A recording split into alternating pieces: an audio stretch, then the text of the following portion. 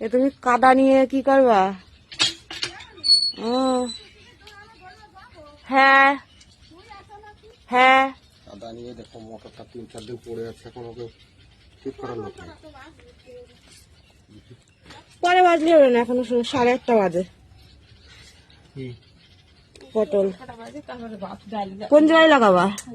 এই যে এখানে কারণ কাদা কান লাগাবা, সেই কথা বলা হবে। কাদা লাগাচ্ছ কেন? খরচা টাকা